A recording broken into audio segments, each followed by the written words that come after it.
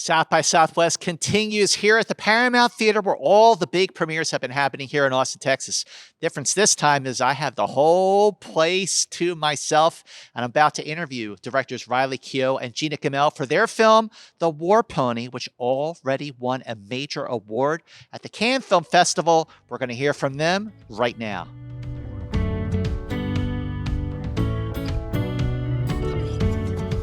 Yeah, I mean, I think it's really exciting for us. It's our first, proper screening in America, and I'm excited to, have a crowd that loves film, because that's always, it helps. and it's just, we're super honored to be here. For us, it's just kind of this passion project that didn't stop, and I think that any recognition it gets and any time that it connects with other people, it's really meaningful for us.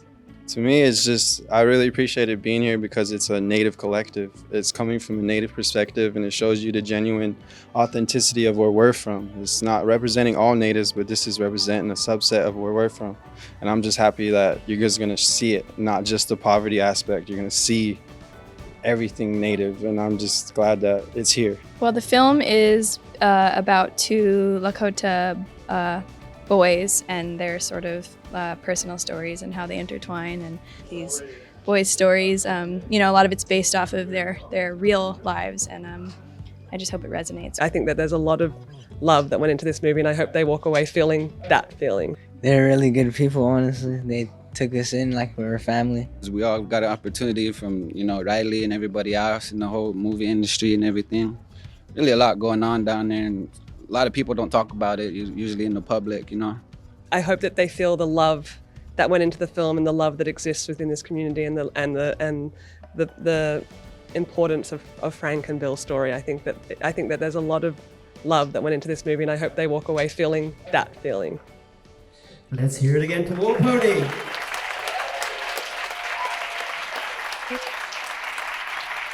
And let's hear it for directors Gina Gammell and Riley Keough.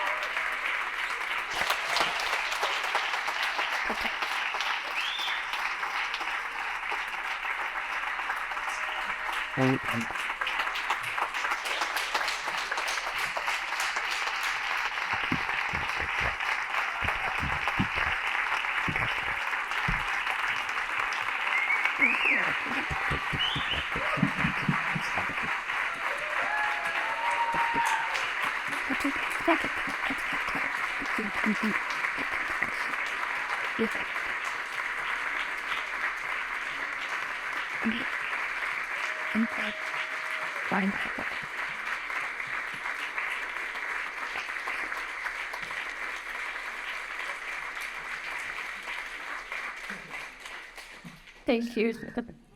Pretty good. Well, so we have some mics set up here. So if you want to come and ask a question, just get behind one of those mics, and we'll get to you. But I just want to start by saying thank you all so much for being here. We really appreciate you being here with the film, and it's a privilege. So thank you. I guess I'll just start by saying, how did this project come about? Like, how did you meet? How did you develop the project? What's the story? Do you want to take this? So originally we met me and Bill, was not here obviously, but when me and Bill, we were street casted for American Honey, because they were looking for people who were true to the area, and we just happened to fit the criteria, Pine Ridge, South Dakota. So we made the film for American Honey, and then when we pulled on set, we were really iffy about it because there was a strange white lady that went and contacted everyone I knew, even my mom, door to door, and then I thought it was something else, but it was a casting director. And then as soon as we finally got on set, met Riley, we didn't know what was to expect, but she just came in as genuine people, and we just started talking from there. She kind of persuaded us, not necessarily persuaded us, but talked us into doing it, because she made us feel comfortable in the conversation that we had. And from there, it just spiraled to different conversations, different experiences, like visiting and eventually over the years, we finally wrote this script and it came to this. Yeah. Well, I think we should just go straight to the audience. So let's go over here first of all. Hi, my name is PJ. One thing that I found remarkable about the film was like how accurate the dialogue was and how just like natural everything felt about the film. How much of it was improvised and how much was it like planned accordingly? So it wasn't improvised. It was very to script, but I think that is, that experience is very much starting with Frank and Bill, our other co-writer who's not here, and then the process that we took in casting of working all the scenes with every cast member. So if there was something in rehearsals that didn't feel right, we would adjust it to whatever the cast member was, and then they were learning, ultimately their own words. So I think that we figured out quite early on that the pressure of improvisation was a lot, and that it was so important to us from Frank and Bill's voices. It starts with them and ends with the cast of like making sure that it's tailored to everyone's voices, but it was very much scripted.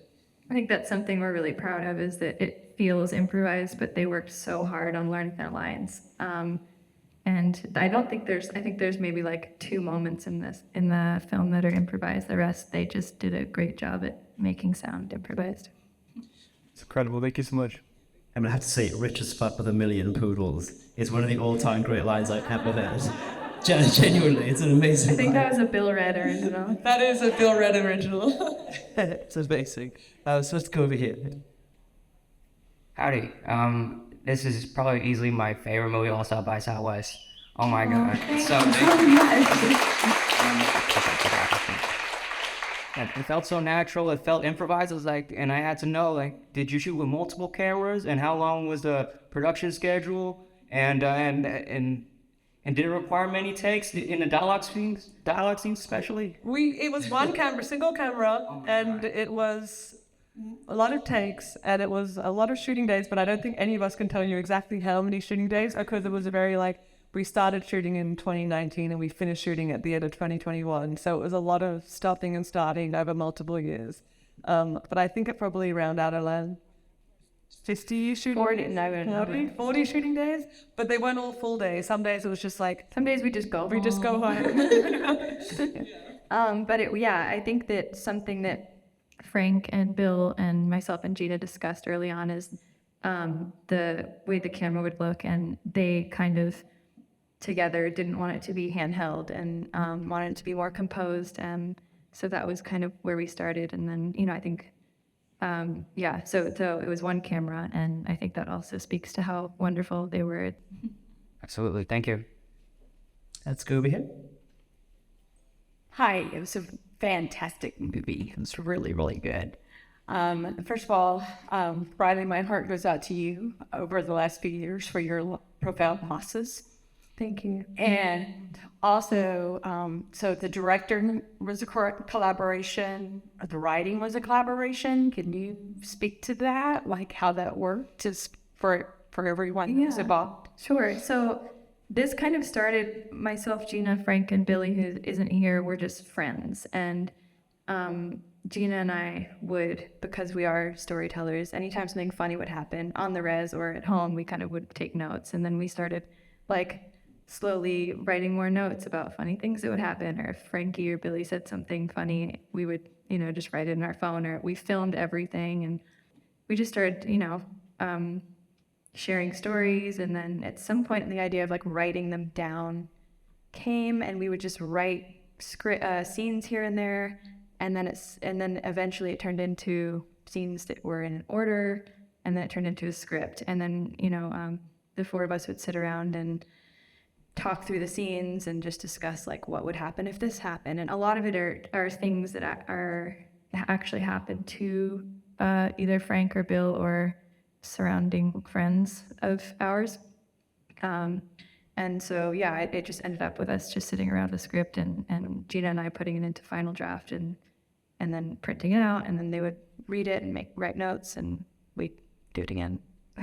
And also a lot of phone recordings. I think that even Billy and Frank started doing that same thing, as when they'd be hanging out without us there, they'd send us voice notes or send us videos that ended up, making it into the script. So I think that it was like a very modern collaboration in a lot of ways, because it was, a lot of voice notes, utilizing a lot of voice notes, a lot of, iPhone videos, and that was the core of what a lot of the script became. For me, I think the only hardest part to get, so like basically what she's saying was me and Bill, like the 4 boys that you see, that was me, Bill, Red, my friend Thomas, and my friend James. But we all grew up.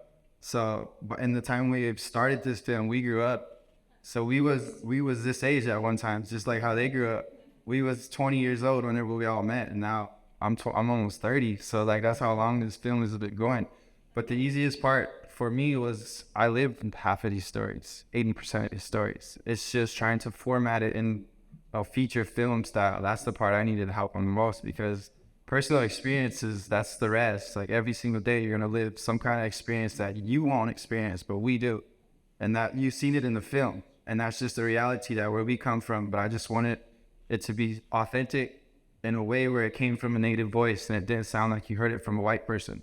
Like when you watch the film, it sounds like it came from a native cast. It sounds like it's native dialogue. You hear my voice right now, I'm super res. Like I never lost my accent. I live in Santa Fe and I never lost my accent. So it's just who I am, and it's what I am. And I just want it to be showcased in a true res light, because I'm 100% authentic res and I can't get away from it, and I don't want to.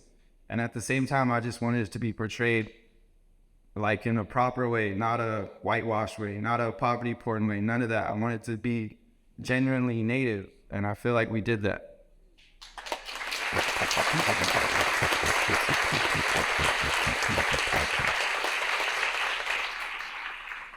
Forgive my ignorance, but can you speak to the buffalo images and putting that into the writing? Well, into the writing was, there were a lot of animals actually in this film in the original draft that didn't make the cut.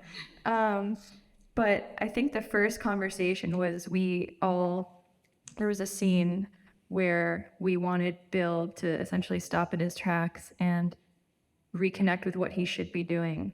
And we sat around and went like, well, what would do that to you? And I think Billy or Frank, can't remember who, said like a buffalo. And so then that was it. And then I can speak to the buffalo. Yeah, and I mean the symbol of the buffalo for our people, Lakota people, is really sacred. Like when you look at our origin stories, that's kind of where we come from. We call ourselves the Pateoyate, which is the buffalo people, and it's sort of our ancestral connection. That animal's super sacred to our people. It's the one thing that we lived off of when we were, before pre-contact, and it was our food source and our life source, and so that animal is incredibly sacred to our people. And when we harvest a buffalo, we don't waste any part of that buffalo, and so it's a really significant power within our culture. So let's go to the next person. Yeah. Hello. Most of the movie is taking place in houses, I've noticed. I just wanted to know the process of how you chose the locations in the houses and if it was significant to any of the cast. Yeah. Well, we'd spent a lot of years on, in Pine Ridge Town and in Keough, and just all over, and built relationships with our friends and family who live in these homes.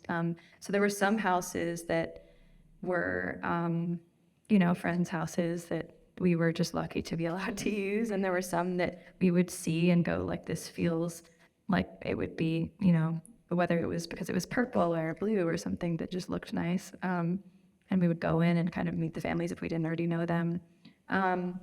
The main house that was Bill's house, originally we wanted to shoot in Bill's home, but we weren't able to, so we had a friend of a friend lend their home to us. But really it was just friends and family and friends letting us into their homes and allowing us to shoot them. Yeah, we shot entirely within the community, and so it was a lot of it was really in that way a community project, that it was a lot of people that were very generous with their space and their furniture and their homes, and that's where it took place. Thank you. It's coming in, but yeah. Thank you.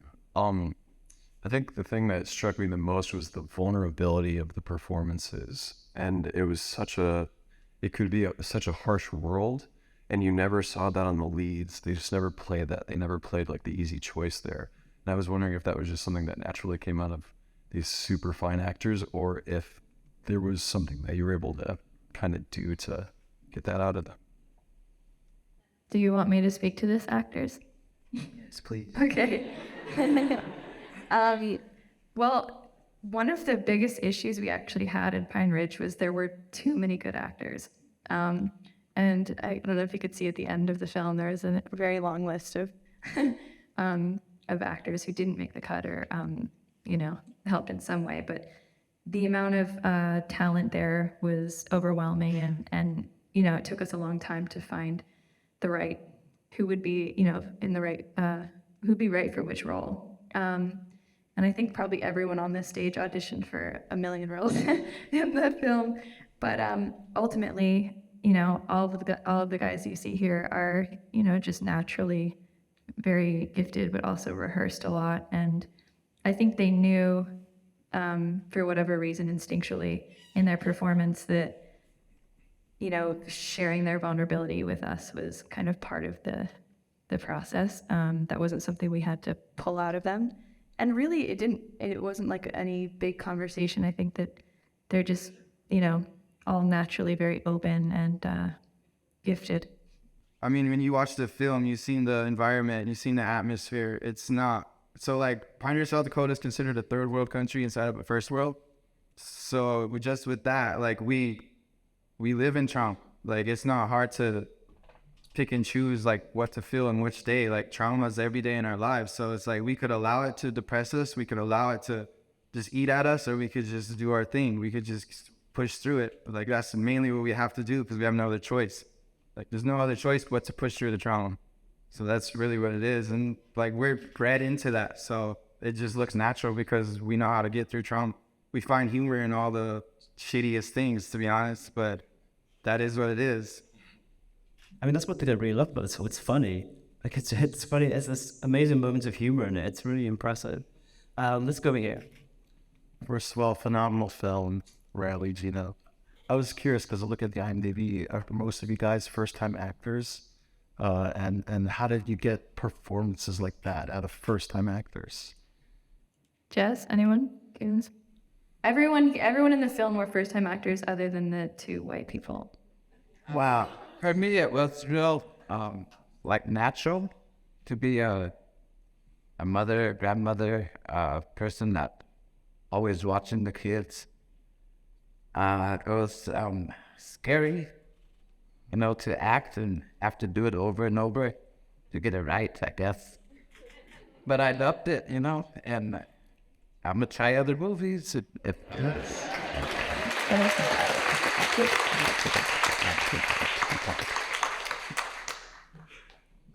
Hello, my name is Stephen Yellock, and this is my first opportunity with Riley and Gina and the movie crew. Became close, and then we all live on the reservation and stuff, different districts and stuff, and I didn't even know these guys.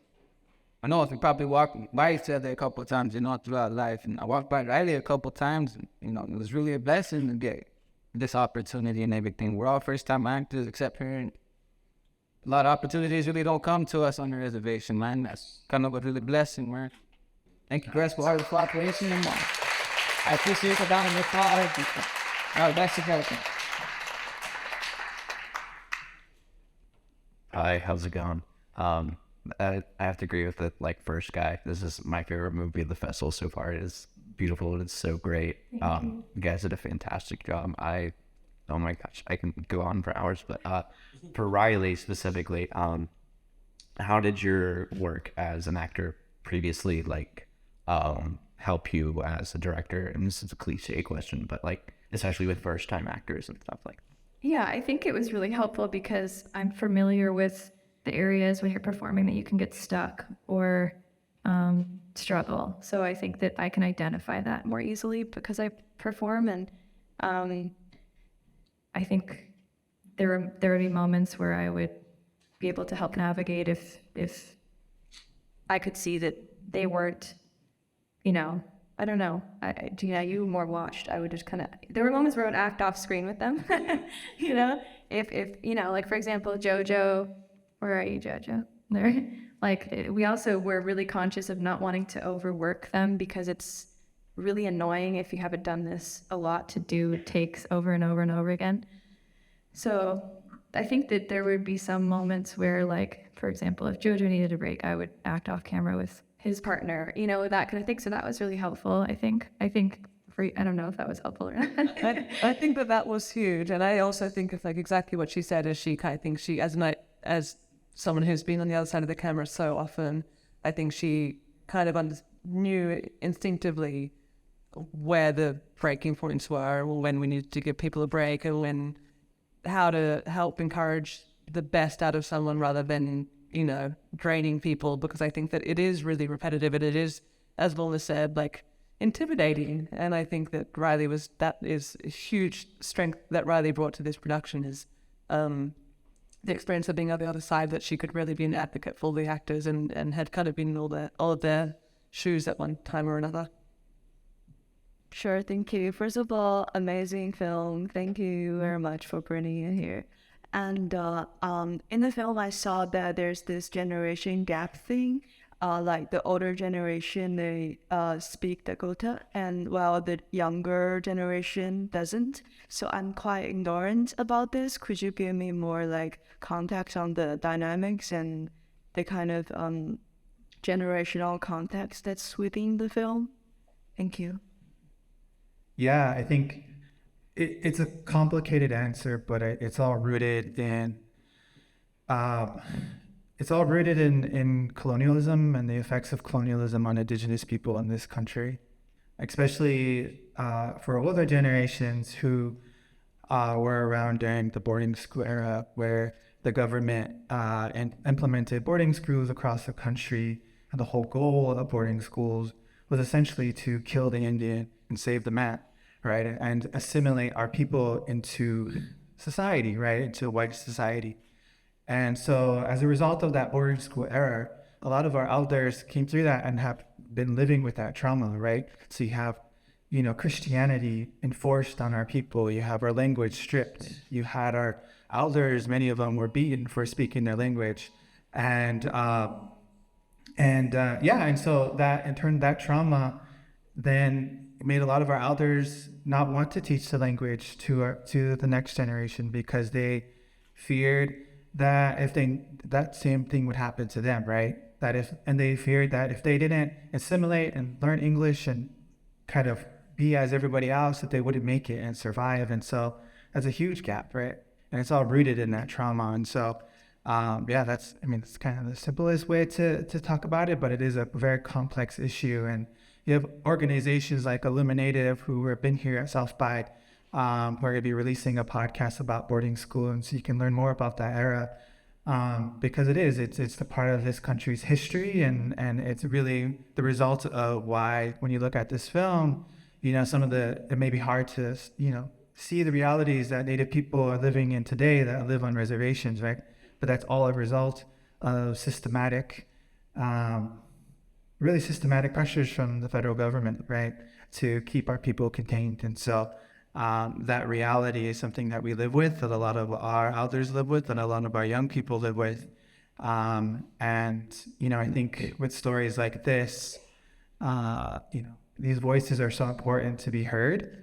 And I think these conversations need to happen more, right?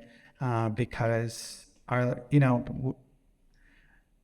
language is a really part of our culture and who we are. And so you have a lot of the young people like myself and others who are trying to relearn that language, right? But it's hard because many of our elders are passing on. And so, that's kind of at the root of it. Well, we only have time for one more question, so you're up. Hello. Great movie. I was wondering about the ending. I love that the ending is, a confrontational one. They're expropriating stuff and giving it back to the community. I was just wondering if that was, because I love to see resistance in movies. Often it's like one person, they get theirs, but they get back to the community, and I thought that was great. But was that always a part of the plan in the story? Was that? I think that there was something, this has been a long process, so forgive me, but I think there was something that happened one year. We were in Pine Ridge for Thanksgiving. And I think that sort of sparked the conversations about the turkeys. And then from the turkeys, we kind of ran with it. And then I think I think that for us, the ending is kind of the only part of the film that isn't entirely truthful to things that everyone on the stage have experienced. But it was an idea that made everyone go like, yeah, like, fuck that. And so it was kind of in a way like a fairy tale ending. I think is the best way to answer that. Well, I'm afraid we just have to wrap it up there. But I just want to say thank you so much for being here.